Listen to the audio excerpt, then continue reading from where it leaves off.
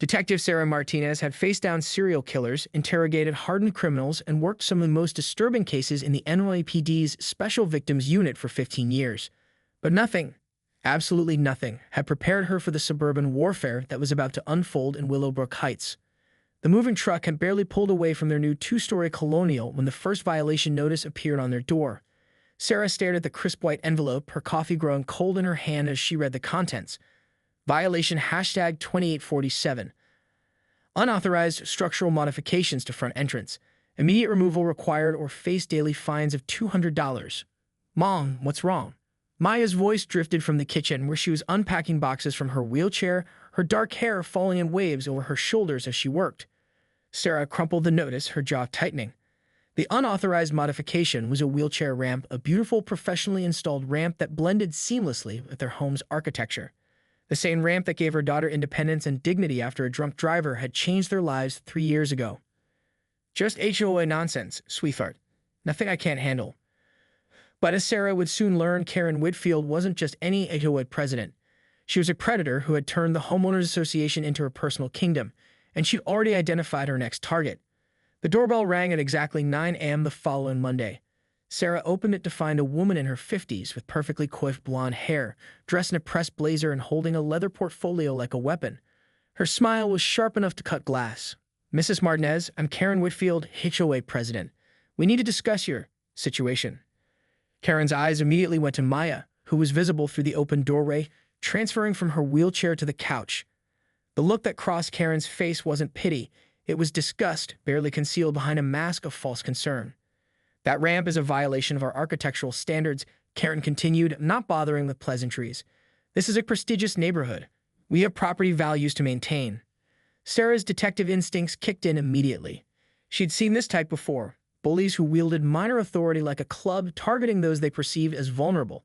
But Karen had made a critical error in judgment. She'd assumed Sarah was just another suburban mom who would roll over at the first sign of conflict. "The ramp is ADA compliant and was approved by the city," Sarah replied evenly, studying Karen's micro-expressions. "My daughter needs it to access her home." "Your daughter's needs don't supersede community standards," Karen snapped, her mask slipping for just a moment. "I don't care what sob story you're selling. The ramp goes or you'll face daily fines until it does." Maya appeared in her wheelchair behind Sarah, and Karen's hostility became palpable. "Perhaps your daughter would be more comfortable in a specialized facility, somewhere better equipped for her condition." The silence that followed was deafening. Sarah felt something cold and dangerous settle in her chest, the same feeling she got when interrogating predators who hurt children. Her voice, when she spoke, was deadly quiet. "Ms. Whitfield, I think there's something you should know about me before this conversation goes any further." Karen raised an eyebrow, clearly expecting capitulation. "I'm a detective with the NYPD's Special Victims Unit. I spent 15 years putting people behind bars for targeting vulnerable individuals. I have an excellent track record." For the first time, uncertainty flickered across Karen's face, but her arrogance quickly reasserted itself. "Are you threatening me, detective?" Sarah smiled, the same smile she used on suspects who thought they were smarter than they were. "Just providing context.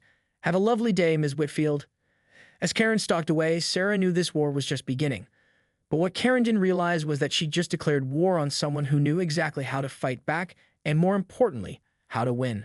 Maya wheeled up beside her mother, word creasing her features. "Mom," she seemed really angry. Sarah wrapped an arm around her daughter's shoulders, her protective instincts blazing. "Don't worry, baby. Mama's got this." And she did, because Karen Whitfield was about to learn that attacking a cop's disabled daughter wasn't just morally reprehensible, it was the biggest mistake of her miserable life. The violations started coming daily after that first encounter, each one more petty and vindictive than the last. Sarah stood in her kitchen 3 weeks later, sorting through a stack of HOA notices that had accumulated like a paper avalanche of spite. Violation #2851. Mailbox position 2.3 inches beyond regulations setback. Violation #2855. Grass height exceeds maximum allowance by 0.5 inches. Violation #2862. Unauthorized doormat color, beige not approved, must be regulation brown. Maya wheeled into the kitchen, her school backpack balanced on her lap. At 16, she was handling the situation with more grace than most adults would, but Sarah could see the stress wearing on her daughter. The dark circles under Maya's eyes spoke of sleepless nights, and she'd grown quieter, more withdrawn. "Another love letter from Karen?" Maya asked, nodding toward the notices. 17 this week, Sarah replied, her detective's mind cataloging each petty attack. She's building up to something bigger. She was right. The phone calls started that afternoon. Martinez residence, Sarah answered on the third ring. This is Karen Whitfield. I've received several complaints from neighbors about your daughter. Sarah's grip tightened on the phone. What kind of complaints? Disturbing the peace. Her wheelchair makes excessive noise on the sidewalks early in the morning. It's disrupting people's sleep. Maya looked up from her homework, confusion and hurt flickering across her face. She left for school at 7:30 a.m., hardly an unreasonable hour. Karen, Maya leaves for school at the same time as every other student in the neighborhood. Other students don't clatter around on metal contraptions. Karen snapped, her professional facade cracking. Perhaps she could find alternative transportation. I'm sure the school district has special buses for children like her. Boards hit like a physical blow. Sarah watched her daughter's face crumble, and something volcanic erupted in her chest. Let me be very clear, Sarah's voice dropped to the tone she used in interrogation rooms. My daughter has every right to use the sidewalks in this neighborhood. If you continue this harassment? Karen's laugh was sharp and ugly. I'm simply maintaining community standards that apparently don't include accommodating every disadvantage that moves into our neighborhood. The line went dead. Maya was staring at her hands, tears threatening to spill. She called me a disruption, Maya whispered. Like I'm some kind of problem that needs to be solved. Sarah knelt beside her daughter's wheelchair, taking her hands. You're not a problem. You're not a disruption. You're perfect exactly as you are, and anyone who can't see that is broken, not you. But Karen wasn't finished. The campaign escalated over the following weeks with surgical precision designed to isolate and humiliate. Anonymous flyers appeared on neighborhood doorsteps, warning about decreasing property values due to non-conforming residents. The community pool suddenly instituted new policies requiring advance notice for special equipment, making Maya's pool lift a bureaucratic nightmare to use. Sarah documented everything with the methodical precision of her police training. Photos, timestamps, witness statements from the few neighbors brave enough to speak up. She recognized the pattern from her SVU cases, the systematic targeting, the escalating harassment, the isolation tactics designed to make victims feel helpless and alone. The worst part was watching other neighbors' reactions. Some genuinely didn't know what was happening. Others clearly disapproved of Karen's tactics or were too intimidated to speak up. And a disturbing number seemed to support Karen's crusade, their smiles becoming strained when Maya appeared, their conversations stopping abruptly. Mrs. Chen next door apologized to me today. Maya told Sarah one evening, her voice small. She said she wanted to invite me to Jessica's birthday party, but Mrs. Whitfield told all the parents it wouldn't be appropriate because of my situation. Sarah felt her hands clench into fists. What did you tell her? That I understood. I didn't want to make trouble for Jessica. Maya's voice broke slightly. I just want to be normal, Mom. I want to belong somewhere. That night, Sarah called her partner at SVU, Detective Mike Ramirez, needing someone who understood the predatory patterns she was seeing. She's isolating your kid, building community support for exclusion. Mike confirmed after hearing the details. Classic targeting behavior. The question is, what's her endgame? I think she wants us gone, Sarah replied. She's making life so miserable that we'll voluntarily leave. And if that doesn't work? Sarah stared out her window at Karen's house across the street where lights blazed in every window like a fortress preparing for war. Then she'll escalate. Predators always escalate when their initial tactics fail. The next morning brought a new low. Sarah found Maya crying in her room, holding a letter that had been slipped under their door sometime during the night. Your daughter is a burden on this community. Every day she wheels around here is a reminder of what's wrong with the world. Do everyone a favor and take your damaged goods somewhere else. You don't belong here. The letter was unsigned, but Sarah recognized the expensive cream-colored stationery, the same paper Karen used for all her official HOA correspondence. I want to leave, Maya sobbed. I can't do this anymore. I just want to go somewhere where people don't look at me like I'm broken. Sarah held her daughter close, feeling her own tears threatening. But beneath the heartbreak, something else was building, a cold, calculated fury that came from 15 years of hunting predators who targeted the vulnerable. Karen Whitfield had just crossed a line from harassment into psychological abuse, and she made the mistake of putting it in writing. We're not going anywhere, Sarah said quietly, her voice steady despite her rage. This is our home and no one gets to terrorize my daughter and get away with it. Maya pulled back, studying her mother's face. She'd seen that expression before, usually right before Sarah left for work on her biggest cases. What are you going to do? Sarah's smile was sharp and predatory. What I do best, sweetheart. I'm going to hunt. The annual Willowbrook Heights Summer Block Party had always been the neighborhood's crown jewel, a carefully orchestrated display of suburban perfection that Karen Whitfield treated like her personal coronation. This year, she made it clear that certain residents were expected to make themselves scarce. Sarah had other plans. "You sure about this, Mom?" Maya asked as they approached the cluster of white tents and perfectly manicured lawn displays. She'd been dreading this day for weeks, knowing Karen would be holding court like the queen of suburbia. "We live here," Sarah replied firmly, pushing Maya's wheelchair along the sidewalk. "We have every right to attend community events." The party was in full swing when they arrived. Children ran between bounce houses while adults clustered around food stations, their conversations creating a comfortable hum of suburban social life. For a brief moment, it looked like any normal neighborhood gathering. Then Karen spotted them. The HOA president was stationed near the main information booth, surrounded by her usual coterie of followers. She wore a flowing white sundress that made her look deceptively angelic, her blonde hair perfectly styled despite the summer heat. Her smile faltered when she saw Sarah and Maya approaching. Well, Karen announced loudly enough for nearby conversations to pause. "Look who decided to crash the party." Sarah kept her expression neutral, her detective training helping her project calm authority. "Hello, Karen. Beautiful day for a community event." Several neighbors shifted uncomfortably. The Hendersons, who lived 2 doors down, offered Maya a genuine smile and wave. Mrs. Chen looked like she wanted to approach but glanced nervously at Karen and stayed put. "Maya, honey, there's a face painting station over there," suggested Janet Morrison, one of the few neighbors who've consistently been kind. "My granddaughter's working it today." Maya's face lit up, the first genuine smile Sarah had seen from her daughter in weeks. "Can I, Mom?" "Of course, I'll be right here." As Maya wheeled toward the face painting station, weaving carefully between groups of people, Sarah noticed Karen whispering urgently to her circle of supporters. Whatever she was saying made them nod grimly and cast hostile glances in Maya's direction. Sarah's cop instinct started buzzing. Something was about to happen. She was right. 20 minutes later, as Maya sat patiently getting a beautiful butterfly painted on her cheek, Karen made her move. "Excuse me, young lady." Karen's voice cut through the cheerful chatter at the face painting station. "I need you to move." Maya looked up, confused. "I'm sorry. This station is for community children. You're blocking access for families who actually belong here." The teenage volunteer doing the face painting, Janet's granddaughter Sophia, looked mortified. "Mrs. Whitfield, Maya's not blocking anything." "There's plenty of room." "I wasn't speaking to you," Karen snapped. "This is adult business."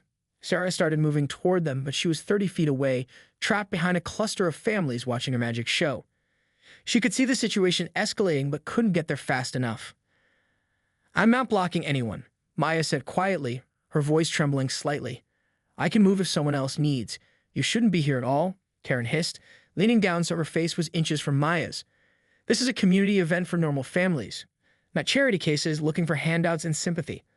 The words hit like a slap. Maya's face crumpled, a butterfly on her cheek seemed to mock the tears that started flowing. "Hey." Sophia stood up, her paintbrush still in hand. "You can't talk to her like that." "I can talk to anyone however I want," Karen snarled. "This is my neighborhood, my event, and I'm tired of pretending that girl belongs here." Sarah was pushing through the crowd now, her maternal instincts screaming danger. She could see other parents pulling their children away from the confrontation, unwilling to get involved but clearly uncomfortable with what they were witnessing. "Please," Maya whispered, trying to back her wheelchair away from Karen's looming presence.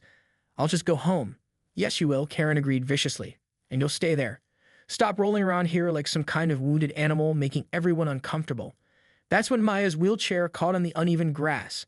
As she tried to maneuver away from Karen's verbal assault, but wheels stuck in a small depression, tilting the chair at an awkward angle. Maya reached out instinctively to steady herself, her hand barely brushing Karen's white dress. Karen exploded. "Don't touch me," she shrieked, jerking backward dramatically.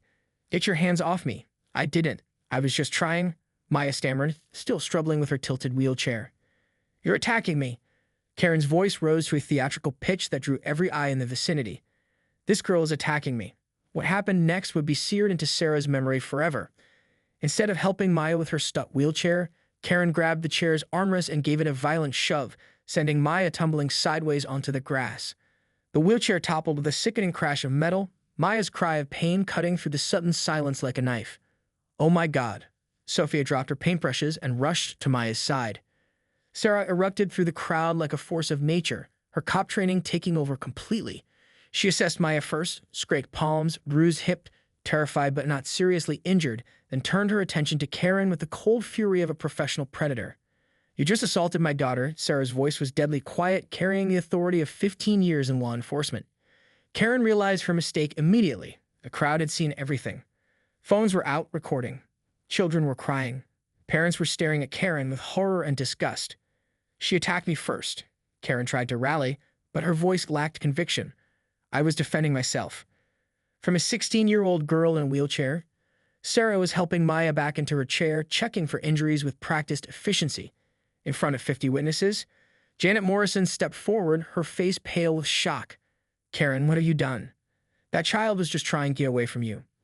"She's been harassing us for months," added Mr. Henderson, his usual mild manner replaced by righteous anger. "This has gone too far." Karen looked around desperately as the crowd's mood shifted against her. The kingdom she built through intimidation and fear was crumbling in real time. "I want everyone to remember what they just saw," Sarah announced, her voice carrying across the suddenly quiet gathering. "Karen Whitfield, your HOA president, just physically assaulted a disabled teenager at a community event. In front of your children."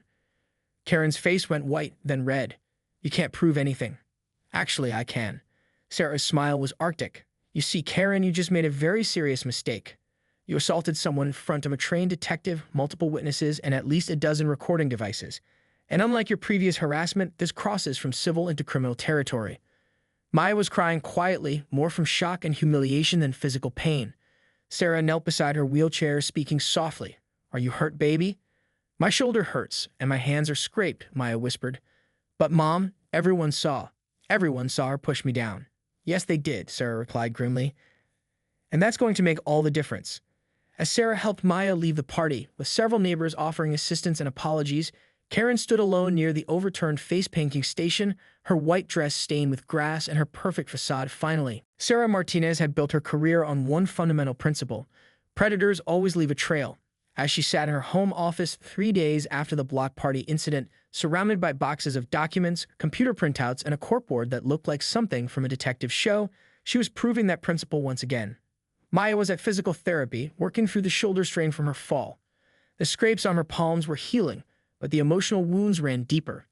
What Karen didn't realize was that her public assault had finally given Sarah the opening she needed to go on the offensive. "Talk to me, Mike," Sarah said into her phone, reviewing a bank statement highlighted in yellow marker.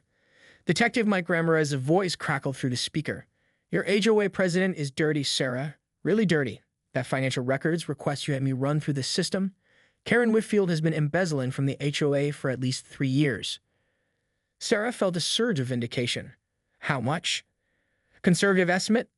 About $80,000. She's been inflating contractor bids, approving work that was never done, and skimming money through fake vendor accounts. The woman turned your neighborhood association into her personal ATM." Sarah studied the financial documents spread across her desk. As an SVU detective, she learned to follow money trails in complex fraud cases. Applying those skills to HOA finances had been like shooting fish in a barrel. "There's more," Mike continued. "I had a friend in real estate fraud take a look at some of the property transfers in your neighborhood. 3 houses have sold in the past 2 years after their owners received intensive harassment campaigns from the HOA. Guess who had the inside track on purchasing those properties through shell companies?" "Karen," Sarah breathed. "Karen. She'd been running a systematic intimidation scheme to force out homeowners and acquiring their properties below market value.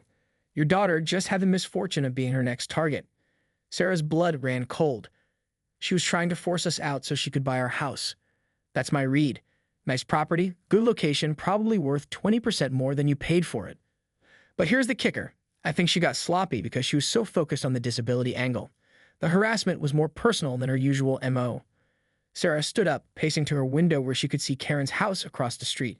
The woman was in her front yard directing a landscaping crew with her usual imperious manner, acting as if nothing had happened. "Mike, I need you to run background checks on the current HOA board members. I have a feeling Karen's not working alone." "Already on it. I'll have results by tomorrow." After hanging up, Sarah turned her attention to the second phase of her investigation. The assault at the block party had been witnessed by dozens of people, but she needed to ensure their testimony would hold up in court. Her doorbell rang, interrupting her thoughts. Sarah opened it to find Janet Morrison and 3 other neighbors standing on her porch, all looking nervous but determined. "Sarah, we need to talk," Janet said. "About Karen, about what happened at the party, about a lot of things." Sarah invited them in, noting how they glanced around as if afraid Karen might be watching. The fear in their eyes told her everything she needed to know about how Karen had maintained control over the neighborhood. "We should have spoken up sooner," admitted Tom Henderson, twisting his baseball cap in his hands. "We all knew what she was doing to you, and Maya was wrong. But she has power," finished Mrs. Chen quietly. "She can make life very difficult for people who cross her." "Not anymore," Sarah replied firmly.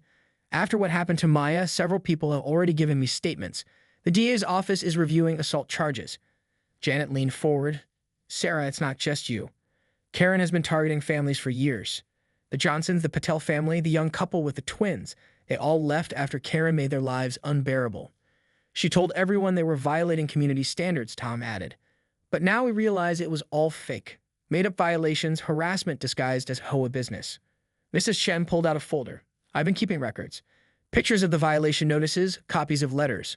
I was afraid to speak up before, but after seeing her push Maya," she shuddered. "That could have been any of our children."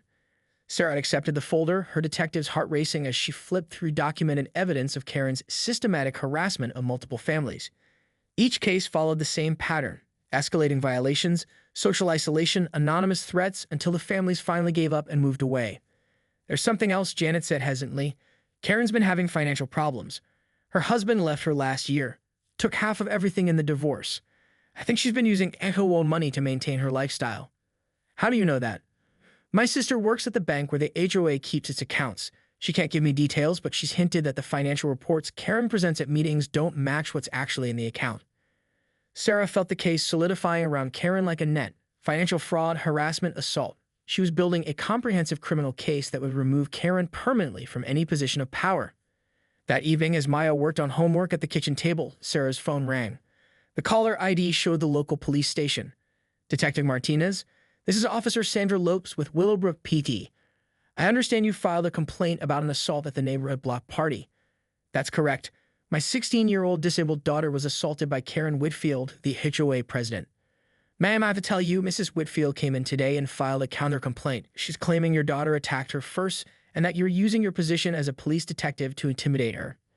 Sarah felt her temper flare but kept her voice professional. "Officer Lopez, the assault was witnessed by approximately 50 people and recorded on multiple cell phones. I have sworn statements from witnesses." "I understand, ma'am, but Mrs. Whitfield has some pretty influential friends in this town. She's claiming this is all part of a vendetta because she asked you to comply with HOA regulations." "Is that what she told you?" "Among other things. Look, Detective Martinez, I'm not trying to cause problems, but I wanted to give you a heads up. There might be some political pressure to drop this case." Sarah smiled grimly. "Officer Lopes, I appreciate the warning. But Karen Whitfield made a crucial mistake when she decided to target my family." "What's that, ma'am?" "She picked a fight with someone who knows exactly how to destroy predators like her. And I have no intention of backing down." After hanging up, Sarah looked at Maya, who had stopped pretending to do homework and was listening intently. "Mom, what if they don't believe us? What if Karen wins?" Sarah walked over and hugged her daughter tightly. "Baby, your mom has spent 15 years putting away people who hurt the innocent. Karen Whitfield is about to learn that there's a big difference between terrorizing isolated families and taking on a trained investigator with resources, connections, and an airtight case." She gestured to the evidence spread across the dining room table: financial records, witness statements, photographs, legal documents, and a timeline that painted Karen as both a criminal and a serial harasser. Karen thinks she holds all the power in this neighborhood. But she's about to discover that real power isn't about intimidation and fear. It's about truth, evidence, and justice. Sarah's phone buzzed with a text from Mike. "Background checks complete. You're going to love what I found. Call me ASAP." Maya noticed her mother's predatory smile returning, the same expression that had terrified Karen at their first meeting. "Karen Whitfield has no idea what's coming for her," Sarah murmured, reaching for her phone. The hunt was about to reach its conclusion.